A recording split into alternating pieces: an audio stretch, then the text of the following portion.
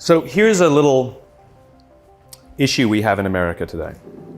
There are currently about 250,000 people a year who are dying in our hospitals due to preventable deaths. And I'm not talking about negligence, I'm talking about little accidents, right? I'm talking about the doctor in the morning not properly briefing the doctor for the evening. I'm talking about things that we can't sue anybody. There's nothing that we can see that's wrong. But there's 250,000 preventable deaths every year. That's about 20 747s going down every single week. That's what's the equivalent to. And the confusing thing is that we have the best doctors in the world. We have the most advanced technology in the world. Some of the medical equipment we have is the best in the world. The medicines we have are the best in the world. So you start asking yourselves, why are these things happening? And the reason is not because of any of those things. The reasons are actually something vastly more simple. It's something very, very human. 5% of hospital administrators are doctors. Most of them are number crunchers. Hospitals are run like businesses. Hospitals are run by the numbers. And the problem isn't the people who are giving the care. They're very highly trained. The problem is the way those people are cared for. Because what we've done is we've created cultures in hospitals where the people who are doing the caring aren't cared for. And so all of these little preventable deaths are happening because they don't feel like they're a part of anything. They're just doing their jobs and they don't get along that well, and there's not a lot of camaraderie. And the impact is death, right? Now, I use this example because it's exaggerated, because the impact is so powerful. But the problem is the same in our own companies, right? Which is we come to work and we're told, you must care for your clients, you must care for your customers, you must make them the focus of all you do, and yet why aren't the people who are managing us from the top caring about us? So, yes, in a hospital, the impact is worse, but the impact that we're having on the outside world is just as bad. In other words, we're not working at our best. We don't care for the things we're doing. We're not helping each other is the most important part. And the residual impact is that we are unfulfilled by the work that we do.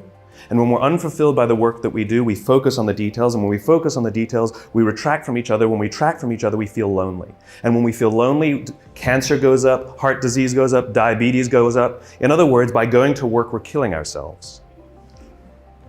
Literally.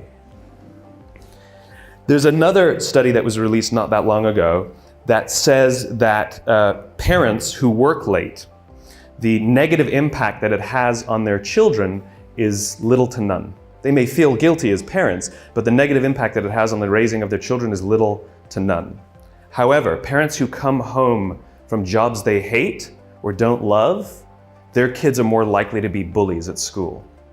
And now you think about the bullying epidemic we have in America, right? Where there's this disturbing number of young children who are killing themselves, suicides, because of bullies. The problem is not the schools. And the problem isn't even the parenting. The problem is the jobs the parents have. This is the importance and this is the power of the work that we do and the places we go to work, right? Most of us, like when you listen to the unemployment statistics, they say, we're all-time high, record high, 9 to 10% unemployment, right? And people go, oh my God, that's terrible. And I hear that number and I go, well, that means 91% still have a job. Right? Now, granted, we want to get that employment number up, but that means 91% are still going to work. The question is how many of them are coming home fulfilled by the work that they do, and how many of them are waking up inspired to go back to work the next day. If we don't love our works, we don't look out for each other, and if we don't look out for each other, we feel lonely. If we don't feel lonely, all these negative things happen. So what example can I share with a creative audience about how to change this? The United States Marine Corps. I had the great honor last week of spending a week with the Marines. I spent a couple days at Camp Lejeune, and then I went for a few days to Paris Island to watch them go through boot camp. And this is it's a remarkable, remarkable human experiment that they're doing. And even though they know what works, they don't know why it works, but they don't need to know why because they know that it works, right? But what's happening is they're taking a group of strangers, people who don't know each other, who are showing up, and within a very, very short period of time, learn to trust each other so much that they would give their lives for each other. right? And we know, anyone who's ever worn a uniform knows that no one runs into battle for God and country. It doesn't happen. It's for the guy to the left of me and the guy to the right of me. That's the reason they do what they do, right? And these sort of remarkable stories of heroism where people rush into very, very dangerous situations to save others. And they always ask the question, why did you do it? Why would you risk your life? Why would you put yourself at risk for them? And the answer is always the same, because they would do it for me. In other words, what gives them the confidence to put themselves at great risk is the knowledge that someone would do the same for them. We would put ourselves at great risk for our companies if we knew that our companies would put themselves at great risk for us. But they don't. So we don't. Now, one of the things that's remarkable about the Marines, and if you go read, and this is I asked these young, and they're 21, 22 years old, some of these Lance Corporals, the grunts, the guys, the infantry. I mean, this is the lowest of the low, the ones we actually send into battle, the front lines. And I asked them, are you misunderstood in America? And they said, yes, unanimously, they all nodded. I said, what do people think of you? And one stood up and says, they think we're baby killers. I said, how does it feel? He says, it hurts. And when I say, well, tell me a story then that captures to you what it means to be a Marine, the feeling you have of being a Marine, tell me a story that captures it. And I expected to hear stories of, I took a hit and somebody saved me, or I ran into a firefight and pulled somebody. I expected these stories of heroism. Not a single story like that came out. Now, I'm sure those stories exist, but those aren't the stories they told me that capture what it means to be a Marine. One of the stories they told me was a young boy in Afghanistan who would come around every morning and sell kebabs to the Marines. And then one day he showed up and he was all beaten up. And he didn't go to his parents for help and he didn't go to his friends to help. He came to the Marines for help because he trusted them more than anyone else. They told me a story that captured how they feel of a village that had been overrun by the Taliban, and the residents of the village couldn't go home because they would be killed by the Taliban, and so they were just living by the river. The problem was winter was coming. And one of the elders came to the Marines, knocked on the door and said, I need you to come down to the river and kill us. And the Marine said, what are you talking about? He says, if we go back home, we'll be killed by the Taliban, and if we stay out there, we're going to die slow deaths this winter. It's easier if you just come and kill us, please. The Marines overran the Taliban village, pushed the Taliban out. A year later, they went back to this village and people were playing volleyball. These were the stories they told me that capture what it means to be a Marine. They believe in doing good for others, and the fulfillment they get when they put themselves at risk so that others may prevail is overwhelming. This is not unique to the Marine Corps. This is all human beings. The feeling of fulfillment comes from doing something for another. The feeling from fulfillment comes from the exertion of time and energy for someone else. If you are walking to work and you throw a few pennies in a cup, and you come to work and you say to your friends, hey guys, I gave $1 to somebody homeless this morning. What are your friends going to say? Good, right? I gave $20 to somebody homeless. They'd be like, good for you, right? What if you come in the morning and you say, hey, I gave up my Saturday and I went and painted a school in the inner city. People go, whoa, cool, wow, cool. And all of a sudden, not only are they inspired to do something good themselves, but the feeling that you have persists. The amazing thing is that when we do good for others, it actually inspires others to do good for others. This is provided for us primatologically, anthropologically. It's all part of the survival of the species. Sex feels good so that we'll do it, so we can procreate and perpetuate the species. But we're social animals, and so we have to provide for the fact that we'll maintain strong bonds and build cultures, right? Because that's what humans do. We're cultural animals. And so when we do good for others and we look out for those in our tribe, we look out for those in our group, it actually feels good. Biologically, it releases oxytocin. This chemical that's released when you do good for others is released, and it makes you feel good. And the amazing thing is the more oxytocin you have in your body, the more you want to do good for others. The problem is we've replaced this feeling, the exertion of time and energy, with digital communications. We've replaced it with headphones. We've replaced it with money, right? Think about the invention of money, right? It used to be, money, it used to be like you go to someone's house, you cook them dinner, and the deal was they'll do the dishes. Time and energy, exchange for time and energy. And someone said, I'll give you an IOU, right? Someone says, I don't feel like doing the dishes, So I'm going to give you an IOU that I promise to do them another day, right? And that's what money is. It is the promise for future goods or services. The promise of future goods and services. In other words, we've replaced our own time and energy with promises for someone else to do it another day, right? In other words, there's no exertion of time and energy. And so the feeling people get is that I did something for you and you did nothing for me. You replaced it with a piece of paper, with an IOU, with a promise for future goods and services. The way we find fulfillment is by doing good for others. So how do the Marines do it? How do you get people to do good for others? We all know this. Intellectually, we know that it's good to do good for others, but why don't we do it then? Why don't we do it? And what the Marines learned is something that I completely did not expect. They can't just yell at these guys to help each other. That's not what happens. There's a few things that they have to do first. So we all have heard of the obstacle course, right? The Marines have a thing called the obstacle course. And this is where they build anaerobic strength and aerobic strength, muscle strength, and it's timed and all of this good stuff. They have another course called the confidence course, and it's never timed. And most of the obstacles on this course cannot be completed by yourself. They must be completed in teams. You have no choice. That's just how it's designed. And what they say is the first 2 weeks of boot camp, everybody's there to outdo each other and prove that they're strong. Just kind of like when we start in a job, we want to show how great we are, we'll work a little harder, we'll do good work, look how good my design is, right? It's all about us and how good we are, right? But they keep putting them in situations where they can't do things by themselves. And what starts to happen very slowly, they said after about 2 weeks, they start cheering for each other. Now they get in trouble when they do, but they start cheering for each other. And then before too long, you see them organically start helping each other. And what happens is if there's one person who's weak and refuses to help the others, or even if there's one person who's strong, I was the star college athlete and they get to the end of every obstacle and they just stand there and wait for everybody to finish and they don't help each other, what starts to happen is organically the group starts to ostracize that person. Organically, they get ostracized until they learn that the only way that they will get through this thing, the only way they will survive boot camp, is if they ask for help because they have no option. The problem is, no one will help them until they're willing to help another. It's the deal we have to make. It's called vulnerability and risk. We have to take the risk to make ourselves vulnerable. Yes, you might do something for someone else and they may not do something back for you. That's the risk you run. That's the risk you run. It's not about giving everything to them and sort of huge, big, overwhelming risk. It's about little things and little things. It's like going on a date, right? It's like if I went on a date with somebody and I came home and I said, after one date, I said, I'm marrying her. And people are like, what are you, nuts? I'd be like, I'm in love.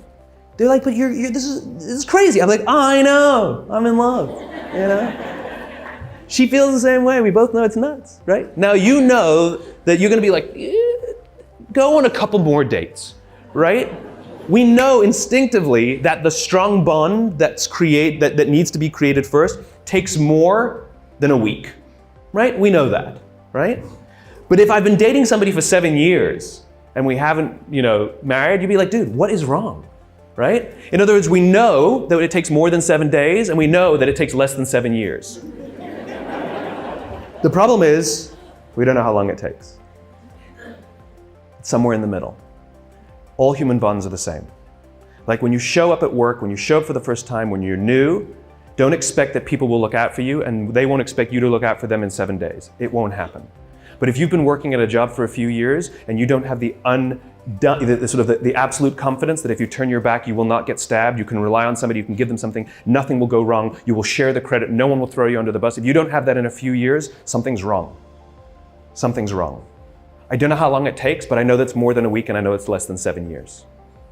And the Marines fundamentally understand that before anyone is willing to put themselves out for another, they have to have self-confidence.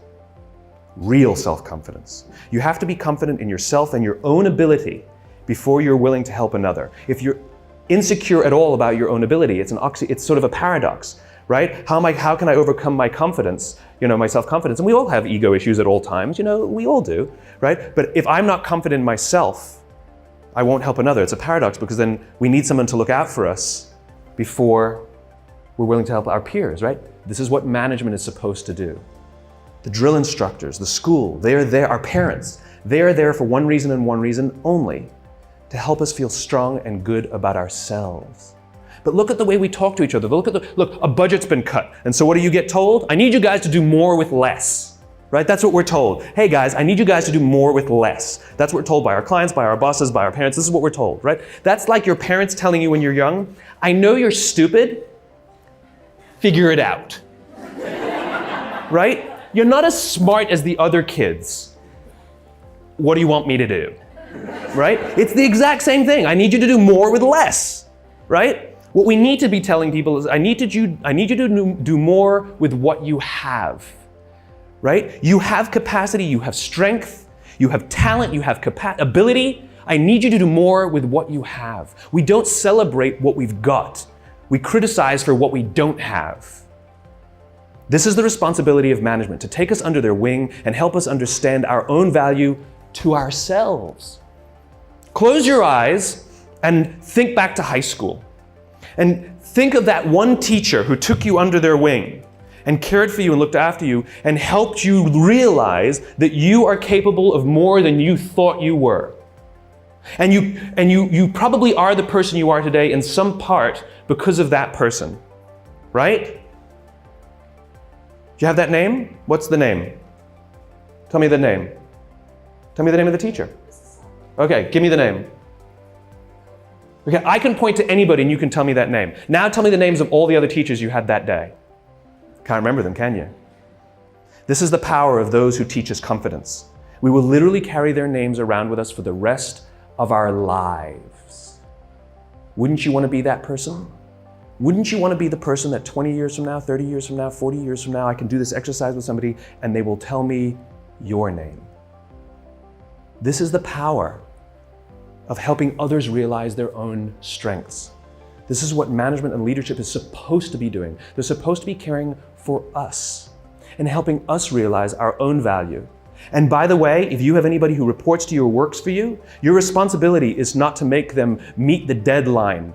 Your responsibility is not to make sure that they do as you say. Your responsibility is to make sure that they understand their own strengths, their own value, and that they are way, way more talented than they think they are. And the only way they will learn that is if you put them in situations in which they can fail. And you hold them and you support them and you give them talent and you give them skills and you give them education and you watch their backs, and if they fall over, you encourage them to get back up, and if they fall over, you encourage them to get back up, and if they fall over, you encourage them to get back up until they figure it out themselves.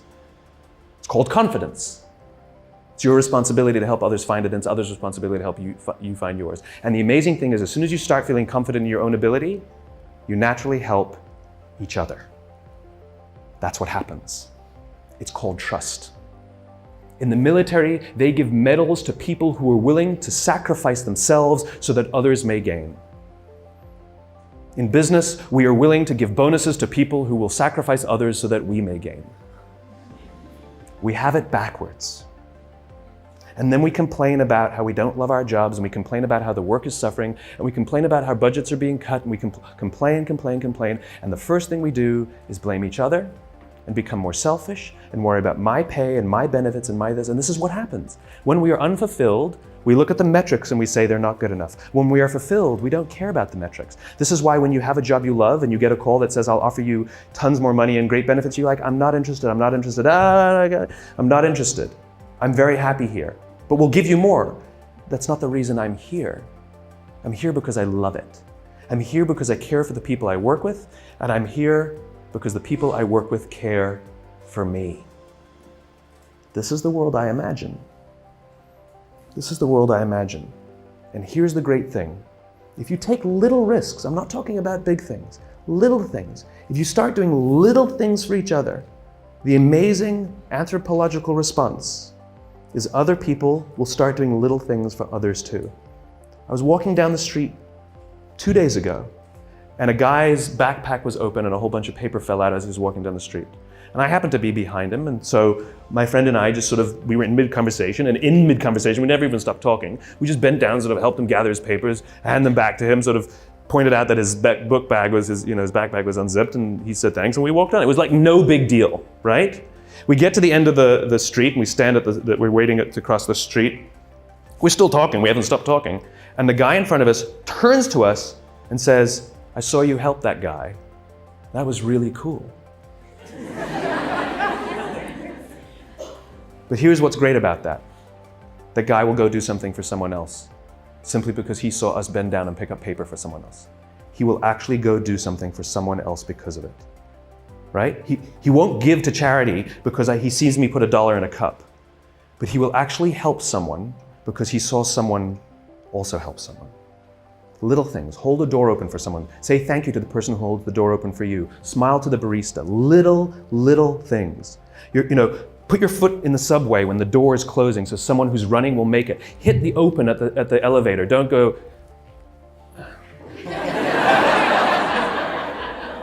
or pretend you didn't see. That's the best one. Oh, I would have if I saw. Sorry, right? Do it. A little time and a little energy. And you'll find around work that people give a little time and a little energy back to you. And you'll give a little more time and a little more energy. You go for a coffee with someone. Then you go for a 2-hour coffee. Then you go for a coffee and a lunch. Then you go for a lunch and a dinner. Then you go for a dinner and a movie. And then you sleep over. And then you sleep over 2 nights. And then you go on holiday together. And eventually you get married, right? It's slow. It takes time. And we can't rush it. If when we rush it, it's all fake. Do things for others and watch how much others do for you. Go get yourself a cup of coffee from the coffee machine in the morning. Make one for someone else. It takes a little extra time. It takes a little extra energy. That's the point. That's the point. And here's the best part. You will feel so good at the end of the day. So good. Thank you very much.